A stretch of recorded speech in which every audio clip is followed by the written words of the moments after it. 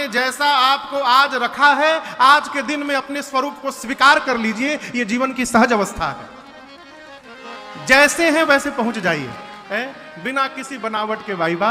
ये सहज अवस्था है। मेरे बाबा बैठे सोहा कामरे कैसे, धरे शरीर शांत रस जैसे। आज आप इधर देखिए, भगवान शंकर के मुख को देखिए, कितने शांत दिख रहे हैं। बाबा बागंबर बिछा कर बैठे हैं। गोस्वामी जी कह रहे हैं कि आज शंकर जी को देखने से ऐसा प्रतीत होता है मानो शांत रस ने अवतार धारण करके आसन जमा लिया। परम शांत होके बाबा बैठे। ये परम शांति क्यों है जानते हैं? सहजता के कारण है। जो जितना सहज होगा वो उतना शांत होगा, जो जितना अथाह होगा वो उतना अधिक शांत होगा। और याद रखिएगा, जिसके जीवन का लक्ष्य जितना बड़ा हो, जिसके जीवन का लक्ष्य जब बड़ा होता है ना, तो उसको पहले अपने मन को शांत करना पड़ता है। क्यों? अशांत मन से श्रेष्ठ लक्ष्य की प्राप्ति संभव नहीं हो सकती है, कदापि नहीं हो सकती। ये जब तक शांत नहीं होगा, आप श्रेष्ठत्व का वर्ण नहीं कर सकते। मेरे बाबा परम शांत होकर बैठे।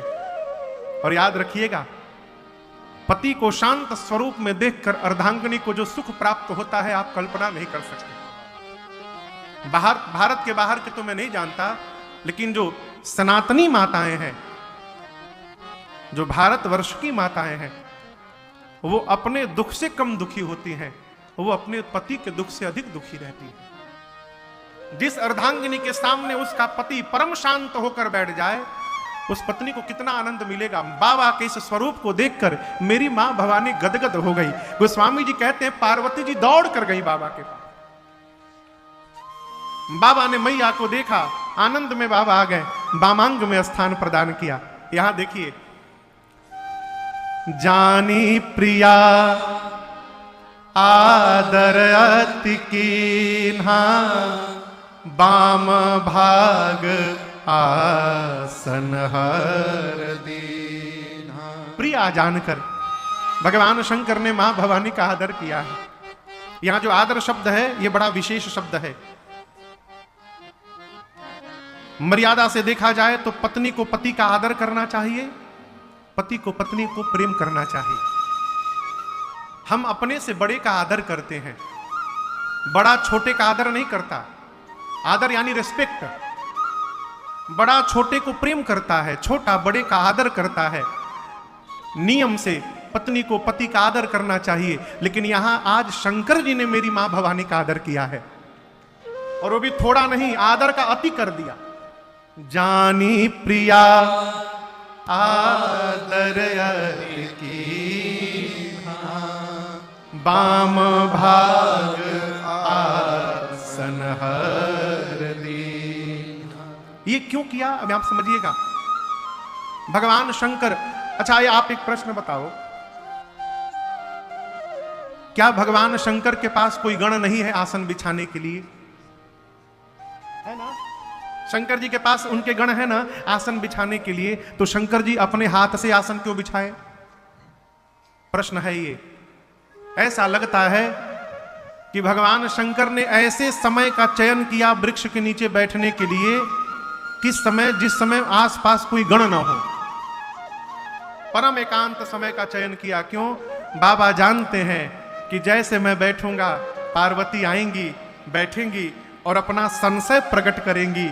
यदि गणों के सामने पार्वती संशय प्रकट करेंगी, तो ये गण मेरी भवानी के बारे में क्या सोचेंगे कि शिव की अर्धांगिनी होने के बाद भी इनके मन में संशय है, ऐसा मेरे गण सोचने लगेंगे।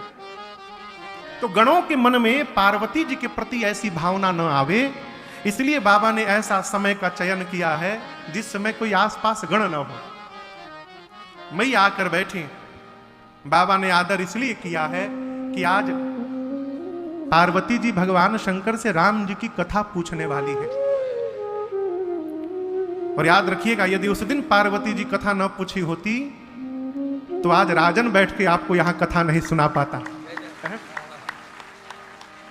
भगवान शंकर इस कथा के आचार्य हैं। और मेरी मां पार्वती की ही कृपा से ये कथा गंगा पूरे जनमानस तक पहुंची है। इसके लिए मेरी मां को धन्यवाद देना चाहिए। भगवान शंकर जानते हैं कि आज पार्वती पूरे जगत का कल्याण कराने के लिए आ रही हैं। और याद रखिएगा, आपका छोटा ही क्यों ना हो, यदि कोई श्रेष्ठ कार्य करने जाए अथवा श्रेष्ठ कार्य करके आए तो अपने अभिमान के पहाड़ से नीचे उतरिए और अपने से छोटे का आने पर आदर करिए। ये कथा कहती है, आदर करिए। मानस में 2 जगह ऐसा हुआ है जहां बड़े ने छोटे का आदर किया। एक यहां पर, और दूसरा जब विश्वामित्र जी राम लक्ष्मण जी को मांगने आए, उस समय दशरथ जी ने राम लक्ष्मण जी को आदर करके बुलाया है। अति आदर दो तनय बुलाए, हृदय लाई बहु भांति सिखा। क्यों? महाराज सोचे जो कार्य मुझे करना चाहिए मेरी संतति करने जा रही है, इसलिए दशरथ जी ने राम लक्ष्मण जी का आदर किया है? मेरी मां गदगद हो गई, भगवान शंकर के वामांग में विराजमान हुई, गदगद हो गई। बाबा ने पूछा, देवी आप कुछ कहना चाहती हैं? पार्वती जी बोली, प्रभु इस जन्म से नहीं, मैं पिछले जन्म से कहना चाहती हूं नाथ। कहिए, क्या कहूं प्रभु? आप तो सबके नाथ हैं, आप विश्व के नाथ हैं, मेरे नाथ हैं। चलने वाले जीव जंतु, न चलने वाले पेड़ पौधे, देवता, दैत्य, मुनि लोग, पाताल में रहने वाले नाग, ये सब आपकी सेवा करते हैं। आप प्रभु हैं, आप समर्थवान हैं, आप सर्वज्ञ हैं, समस्त कलाओं के गुणों के आप धाम हैं। प्रभु आप तो दूर हैं, आपकी शरण में आने वालों के लिए आपका नाम ही कल्प वृक्ष बन के बैठा हुआ है। प्रभु मेरा एक प्रश्न है, क्या कल्प वृक्ष के नीचे बैठकर भी कोई दरिद्र रह सकता है? आप कहिए, कल्प वृक्ष के नीचे कोई बैठा हो और दरिद्र रह जाए, क्या यह संभव है? कहिए, नहीं है। बाबा बोले नहीं है। मां बोली, यदि दरिद्र है तो? शंकर जी बोले, फिर बैठने वाले को यह नहीं पता होगा कि मैं कल्प वृक्ष के नीचे बैठा हूं, इसलिए दरिद्र रह जाए। मां बोली, यदि पता है उसके बाद भी दरिद्र है तो? बाबा बोले, असंभव है। यदि पता हो जाए कि मैं कल्प वृक्ष के नीचे बैठा हूं तो देवी कोई दरिद्र नहीं रह सकता। मां ने कहा हाथ जोड़कर, प्रभु यदि कल्प वृक्ष के नीचे बैठने वाला दरिद्र नहीं रह सकता तो आपके चरणों की दासी होने के बाद मेरा भ्रम क्यों नहीं समाप्त हो रहा है? ये मेरा भ्रम क्यों बना हुआ? शंकर जी बोले, आपको भ्रम है? मां बोली, इस जन्म का नहीं है, ये पिछले जन्म वाला है। शरीर तो बदल गया लेकिन भ्रम नहीं बदला प्रभु, अब तक वो भ्रम मेरा बना हुआ है। बाबा बोले, आपका भ्रम मैं कैसे समाप्त करूंगा? मैया ने कहा, प्रभु आप ही समाप्त करेंगे। कैसे करूंगा? मां बोली, उपाय। प्रभु तो प्रभु हरहु मोर अज्ञाना, कही रघुनाथ कथा विधिना। आप नाना प्रकार से भगवान श्री राम जी की कथा सुनाएंगे प्रभु, ये राम जी की कथा ही मेरे भ्रम को समाप्त कर देगी। शंकर जी बोले, अपना भ्रम बताइए। अब यहां मैं आपसे निवेदन करूं, भगवान को प्राप्त करने के 4 साधन हैं। कितने साधन हैं? जोर से कहिए, 4। पता है क्या है वो चारों साधन? पहला है नाम, दूसरा है रूप, तीसरा है लीला और चौथा है धाम। चारों में से यदि एक भी जीवन में सध गया तो हमको भगवत प्राप्ति हो सकती है। पहला नाम, भगवान के नाम में रहने का स्वभाव बन जाए। यदि ये नहीं हो पा रहा है, अब गूंगा आदमी नाम कैसे लेगा आप बताओ? तो दूसरा है रूप, भगवान को देखने का स्वभाव बन जाए। यदि नहीं हो पा रहा है तो लीला, भगवान की कथा सुनने का स्वभाव हो जाए। और नाम रूप लीला तीनों नहीं कर पा रहे हैं तो कुछ न करिए, जाकर भगवान के धाम में रहने का स्वभाव बन जाए। चारों में से एक सध जाएगा तो भगवत प्राप्ति संभव है। और यहां दर्शन करिए, पार्वती जी को चारों में संशय है, मां को इन चारों में संशय है। पहला संशय, प्रभु जे मुनि परमार्थवादी कहीं राम कहूं ब्रह्म अनादि। मां का पहला प्रश्न, प्रभु जो मुनि लोग परमार्थ पथ की यात्रा में रहे वो कहते हैं राम जी ब्रह्म हैं, ब्रह्म का कोई रूप नहीं होता, ब्रह्म का कोई जन्म नहीं होता, ब्रह्म का कोई आकार नहीं होता, ब्रह्म कभी साकार नहीं होता। यदि राम जी का कोई आकार ही नहीं है तो रूप कैसे बन गया? रूप का संशय।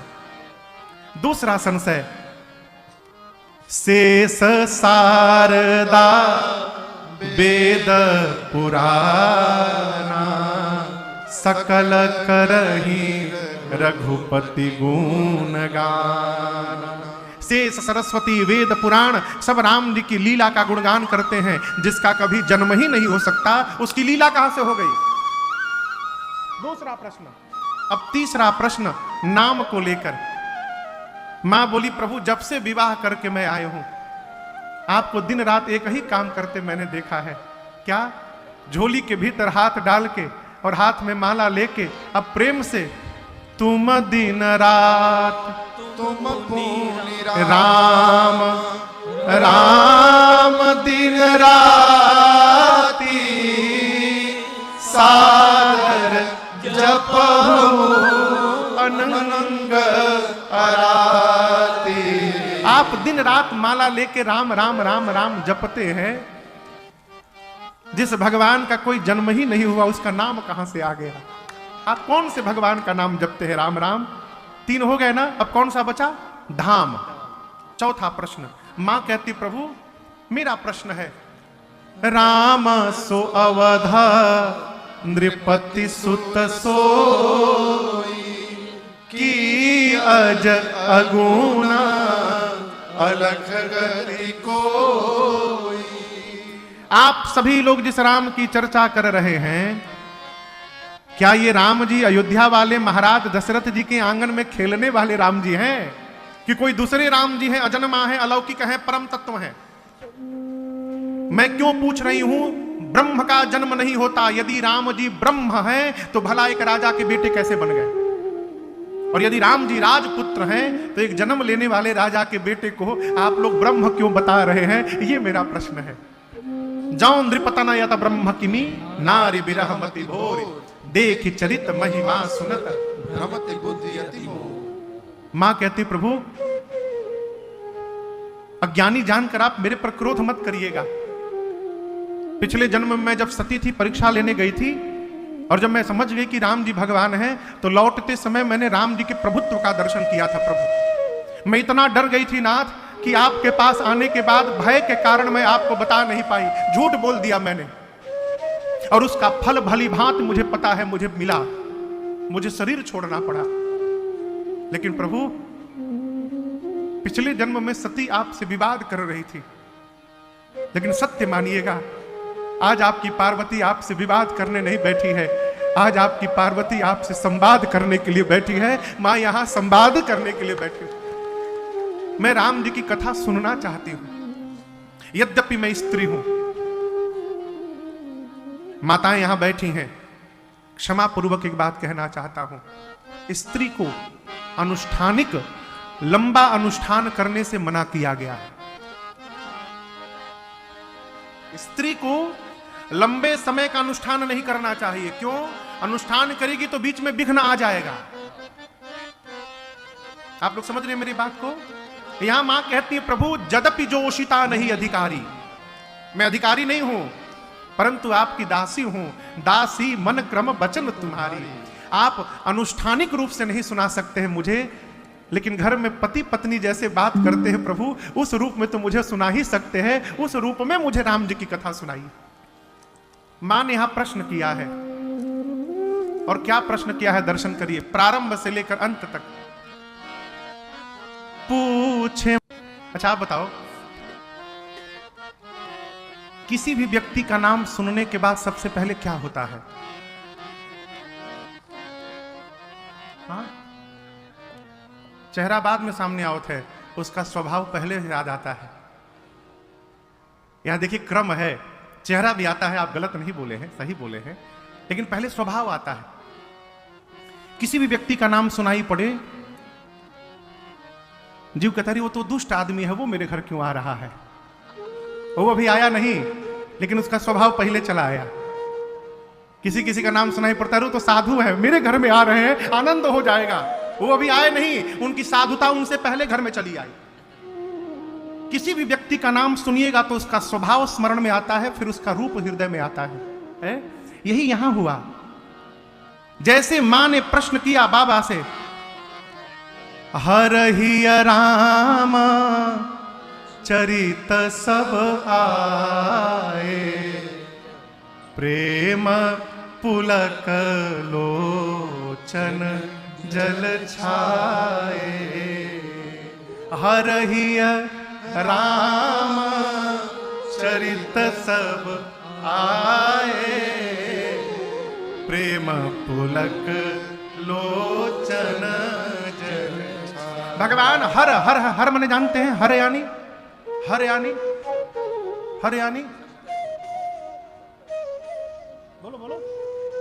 हाँ देखिए बाबू बता दिया, हर यानी भगवान शंकर का नाम है हर। क्या नाम है? हर। इसीलिए कहते हैं हर हर महादेव। हर ही यानी हृदय में। शंकर जी के मां ने जैसे प्रश्न पूछा, प्रश्न सुनकर राम चरित सब आए, बाबा के हृदय में पूरा राम चरित्र आ गया। और हृदय में राम चरित्र आया तो शरीर पर प्रभाव पड़ा। क्या पड़ा? प्रेम पुलक लोचन जल छाए। शंकर भगवान के हृदय में जैसे राम चरित्र आया, एक एक रोम पुलकित हो गया और नेत्र से अश्रु झरझराने लगे। चरित्र के बाद भगवान का दर्शन प्राप्त हुआ। श्री रघुनाथ रूप उरया परमानंद अमित सुख पावा। शंकर जी के हृदय में रघुनाथ जी का रूप आया। बाबा देखे जैसे हृदय में भगवान का दर्शन प्राप्त हुआ हो, शंकर जी परमानंद में चले गए। और परिणाम यहां गोस्वामी जी कहते हैं, देखिए मनुष्य जब अपने आनंद में पहुंचता है तो अपने सहज स्वभाव में चला जाता है। इस बात को समझिएगा, जब मनुष्य बहुत अधिक प्रसन्न होता है तो फिर वो होता है जो वो वास्तव में होता है। आप समझ रहे हैं मेरी बात को? जब मनुष्य बहुत प्रसन्न होता है तो फिर वो होता है जो वो वास्तव में होता है।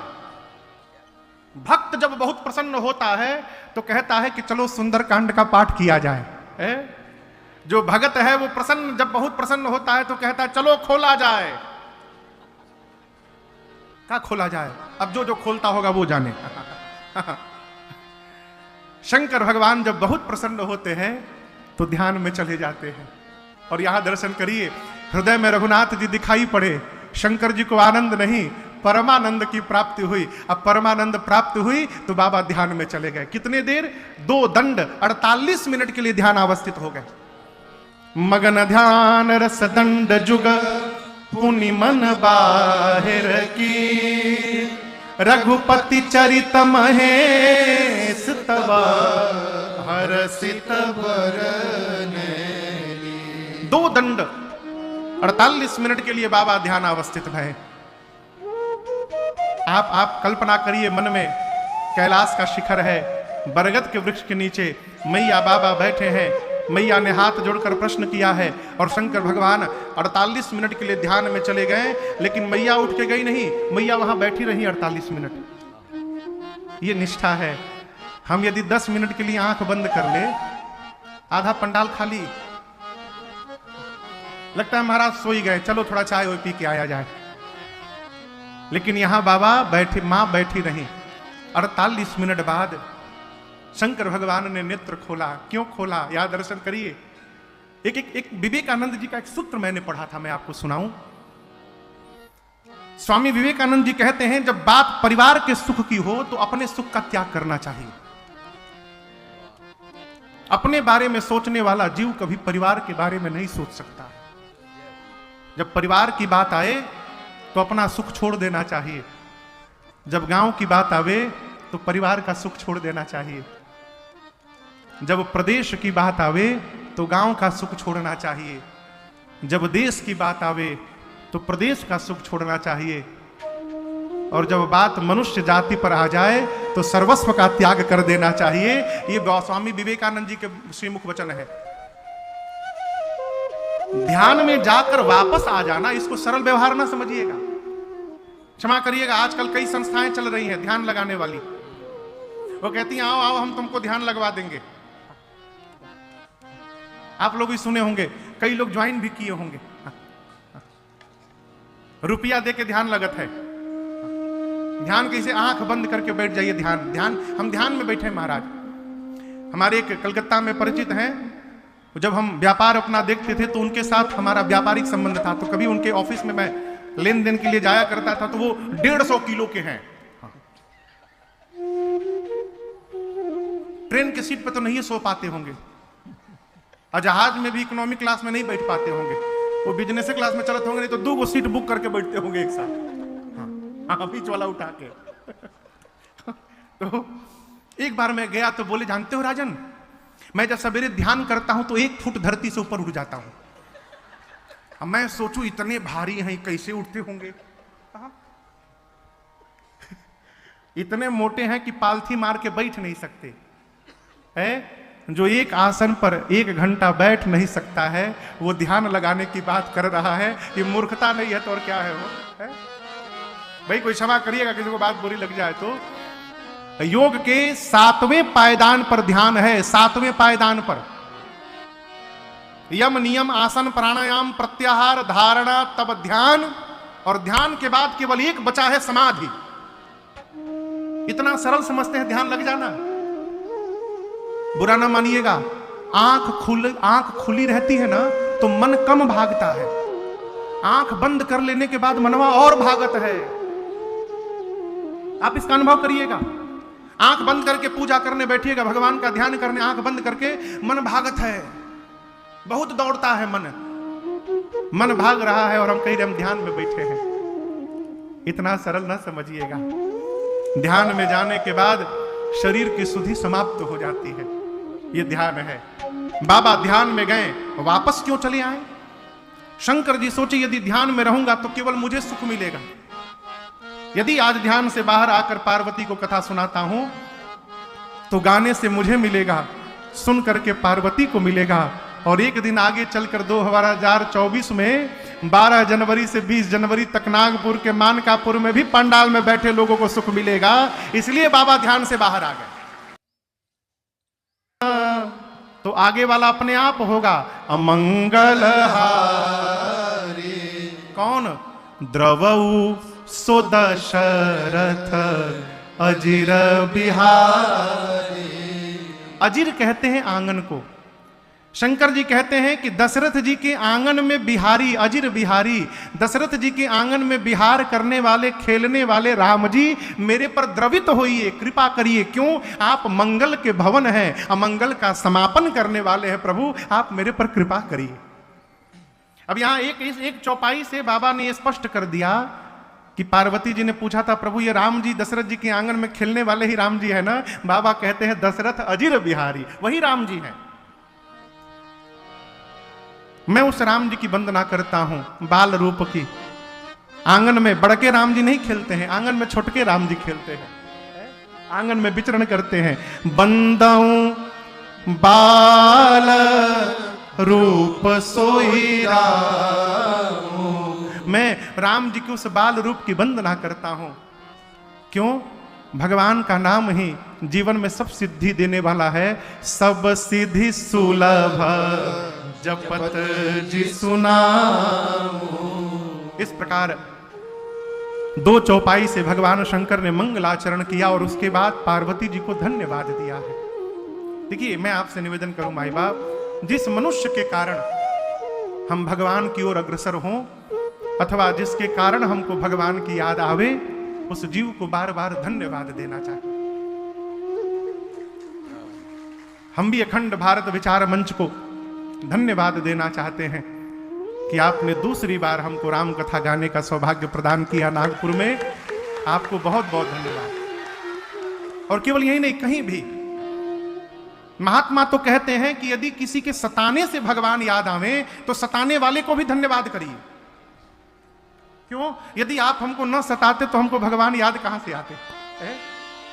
इसी महाराष्ट्र के पंढरपुर में भगवान विट्ठल है ना, पंढरपुर में भगवान विट्ठल के मंदिर में इसी कलिकाल में दो महापुरुष एक साथ पहुंचे, नामदेव जी और एकनाथ जी। किनकी पत्नी कर्कशात थी हो? किसी की भी हो। हाँ, दो महापुरुष थे, नामदेव जी और एकनाथ जी। मैंने सुना है महापुरुषों के मुख से।